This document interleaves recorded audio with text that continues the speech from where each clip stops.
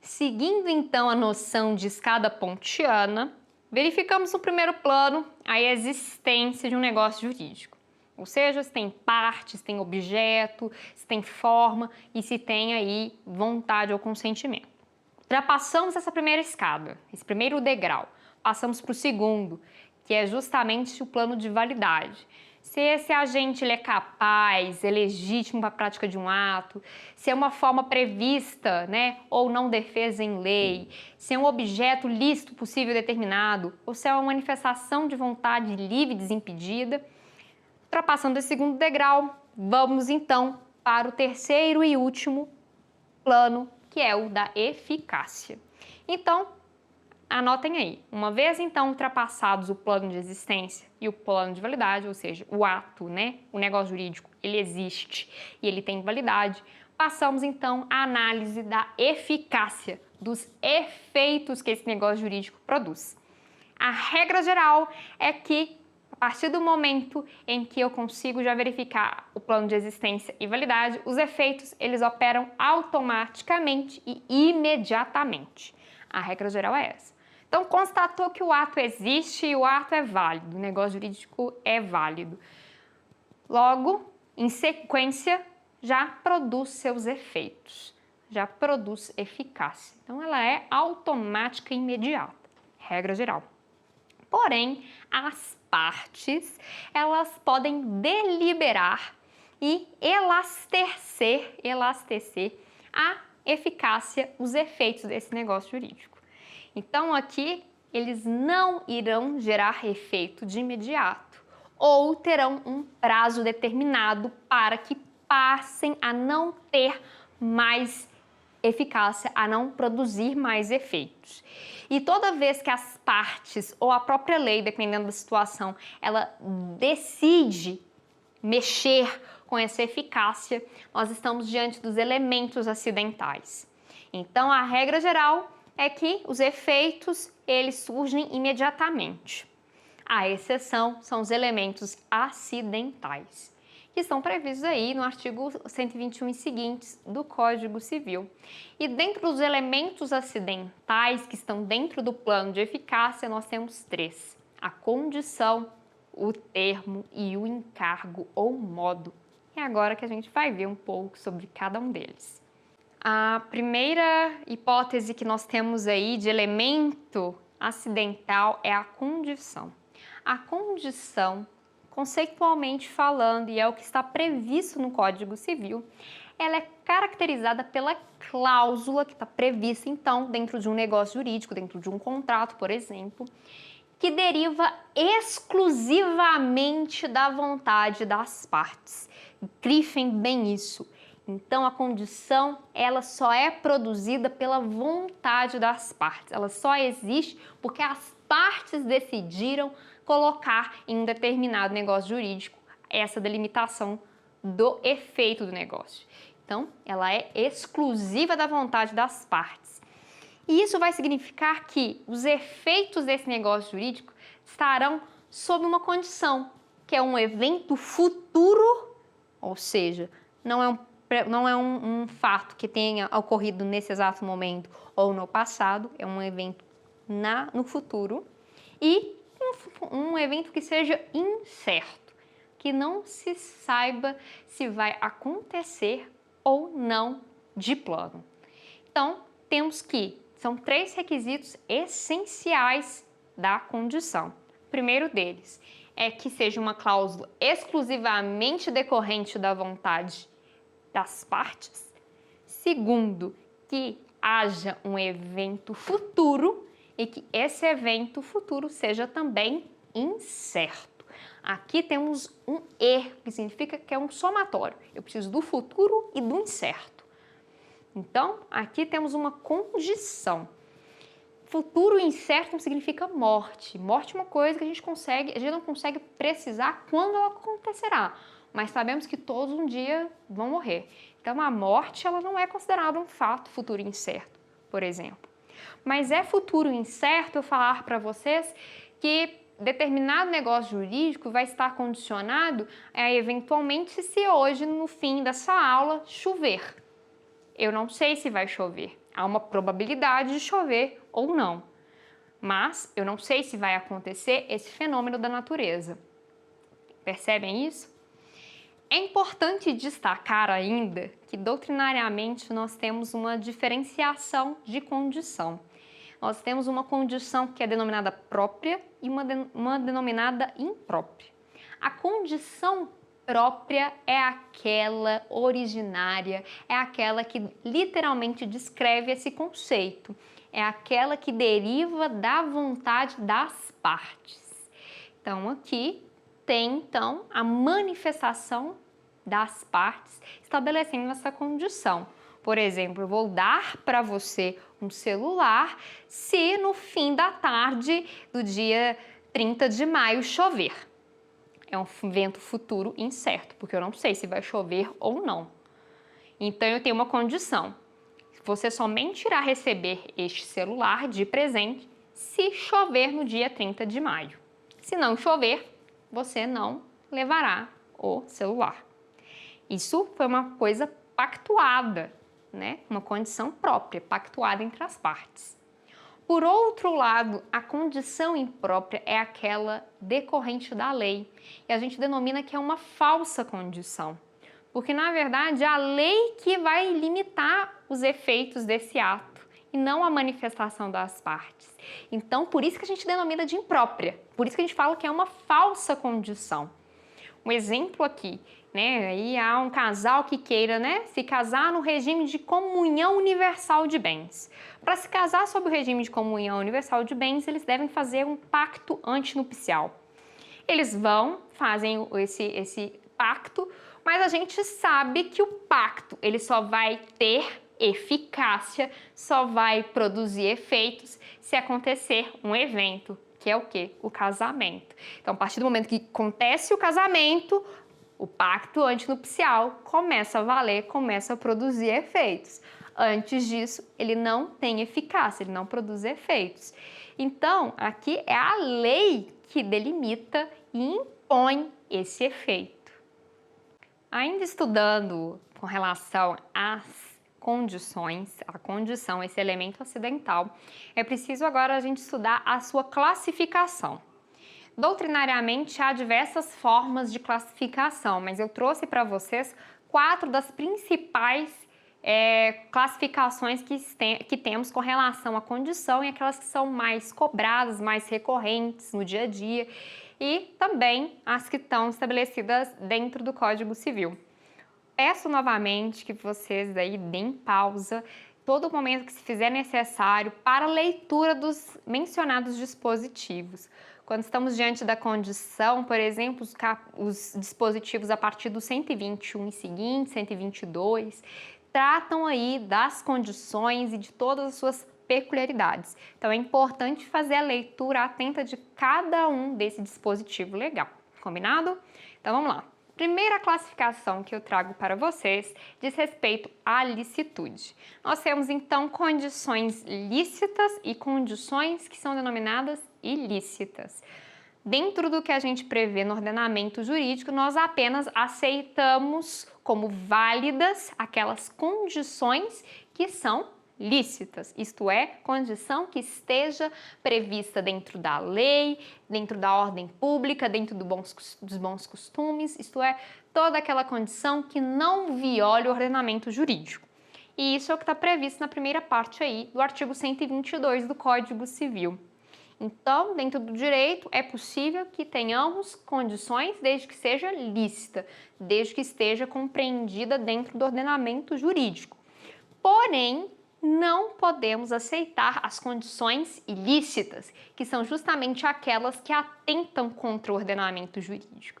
E é isso que está estabelecido no artigo 123, inciso 2º. O artigo 123 vai trazer as condições que não são admitidas dentro do plano jurídico.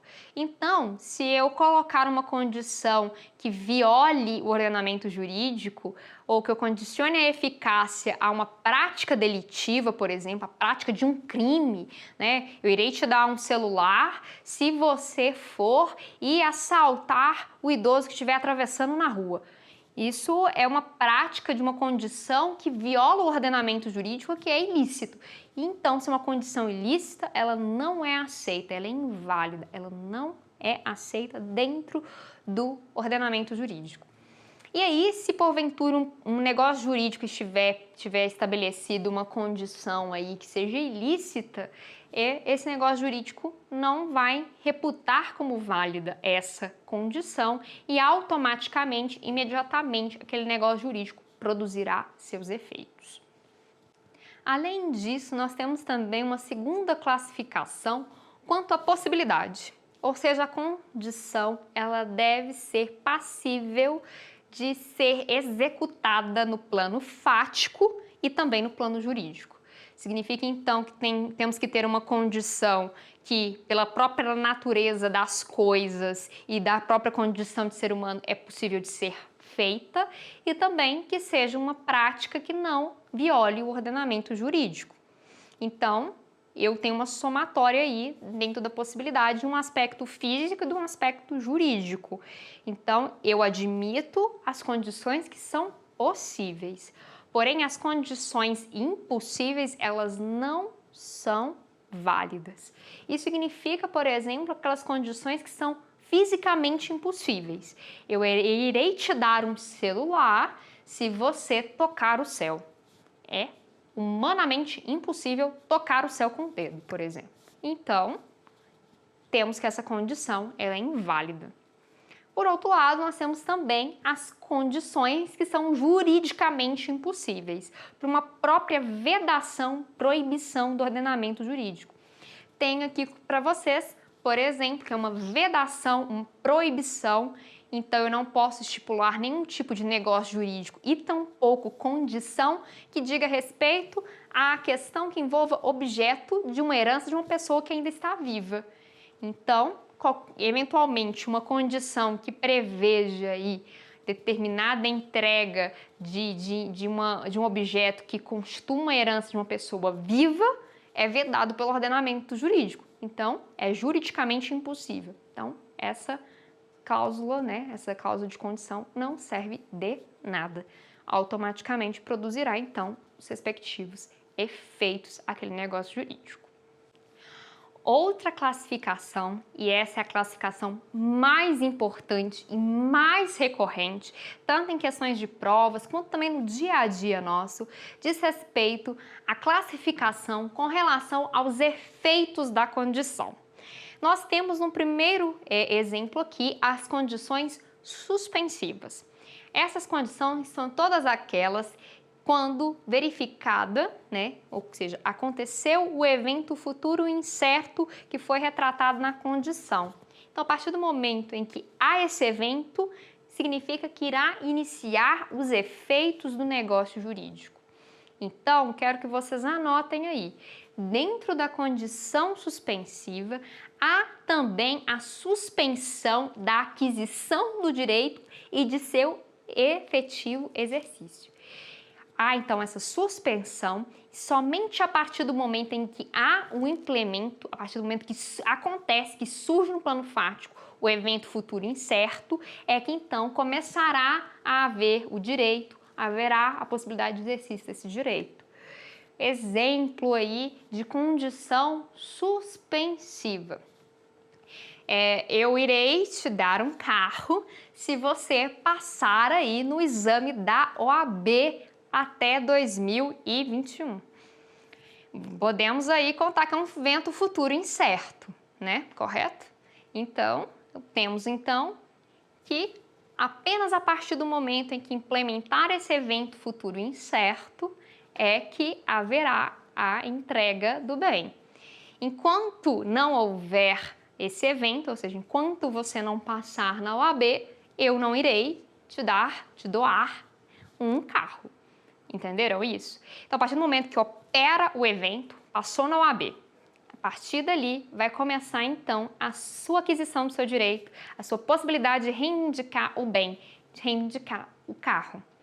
Então, dentro da condição suspensiva, é como se a gente tivesse no primeiro momento o negócio jurídico em si, o contrato, eu com você aqui negociando, né, essa doação desse futuro carro, caso você passe na OAB.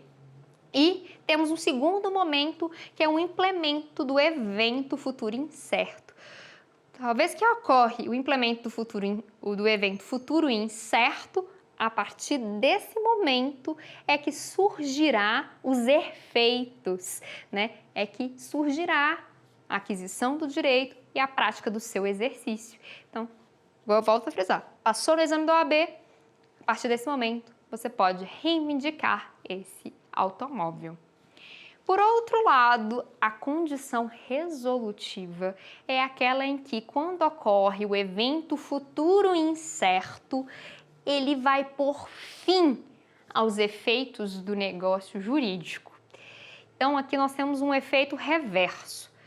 Aqui, a pessoa ela já adquire o direito e o exercício. Porém, quando ocorre a implementação da condição resolutiva, termina a prática daquele ato, termina a produção dos efeitos daquele negócio jurídico.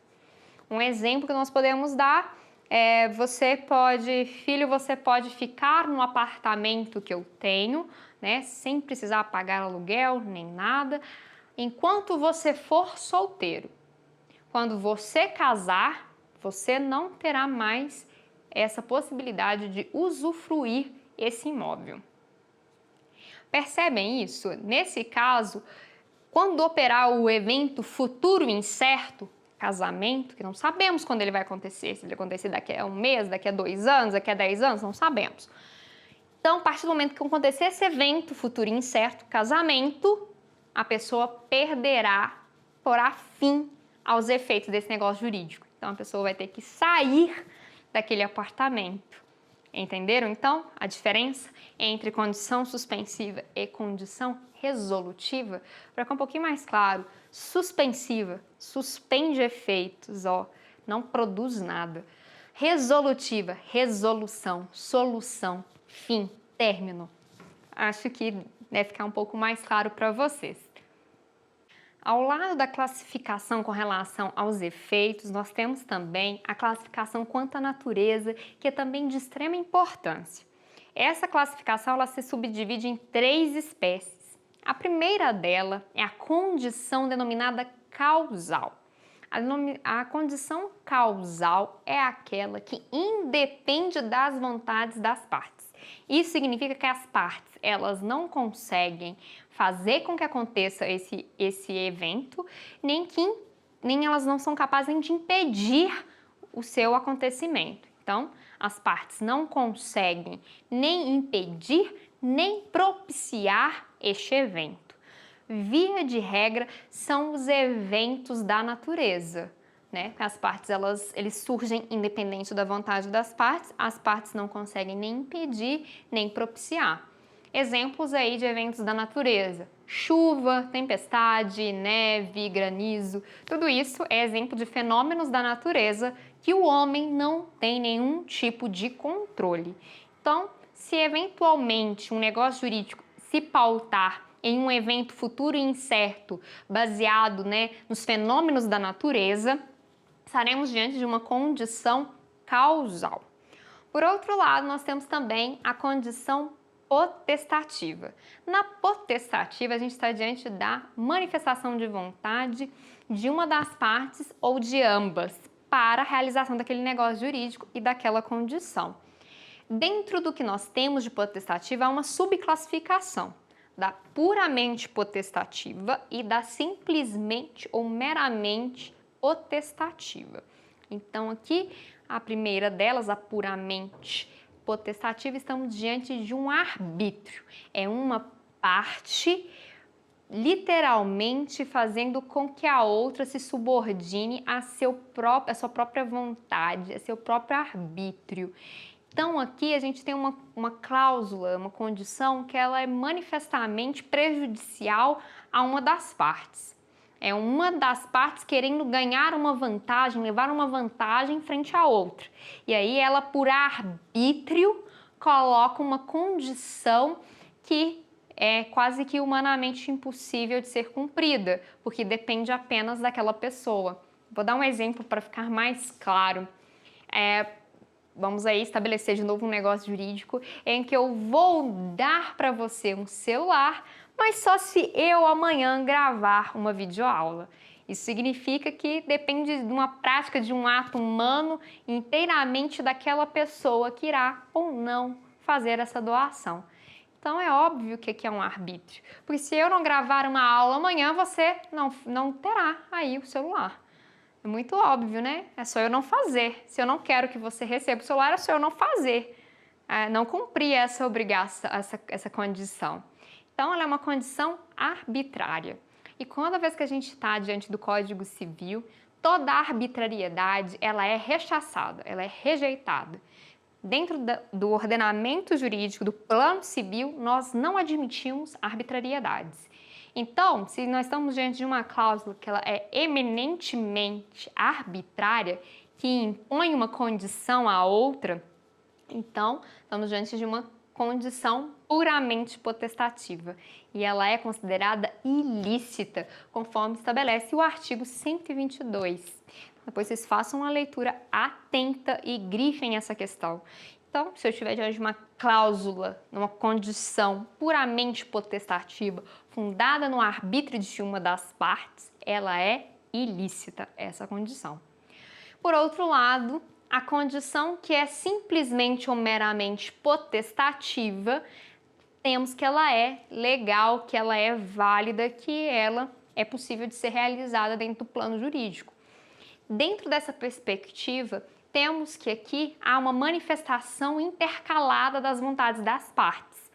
Então, ambas as partes elas estão cientes daquela condição e elas colaboram para a construção daquela condição. Não é nada imposto, não é nada arbitrário, não é nada que apenas uma das partes sairá na vantagem. Então, a cláusula de condição simplesmente ou meramente potestativa é admitida pelo direito. Vou dar um exemplo, de um exemplo aí de uma cláusula que seja simplesmente ou meramente potestativa. É quando eu condiciono, por exemplo, vou te dar este celular se você conseguir tirar nota máxima na prova de direito civil. Estou condicionando um evento futuro incerto. E aqui há ambas as manifestações de vontade das duas partes. E não é nada imposto, nada arbitrário. Por fim, nós temos aqui a condição denominada mista. Mista porque ela vai, então, ser uma conjugação da condição causal com a condição potestativa. Eu vou ter, então, um evento, que vai ser fundado em algo que as partes elas não têm controle nenhum, que ele surge independente da vontade das partes, e eu vou ter, de outro lado, também um evento, uma condição, que ela está condicionada à vontade das partes, que é a potestativa. Vou dar outro exemplo, Vamos lá. No dia que você se casar, então, um evento futuro, incerto, seu casamento. E se no dia do seu casamento estiver chovendo, causal, temos que, se operar essas duas condições, eu lhe darei uma casa. Então, se você se casar e no dia do seu casamento chover, lhe darei a casa. Temos aqui, então, a condição causal, a chuva no casamento, potestativa, manifestação das vontades aí, o casamento.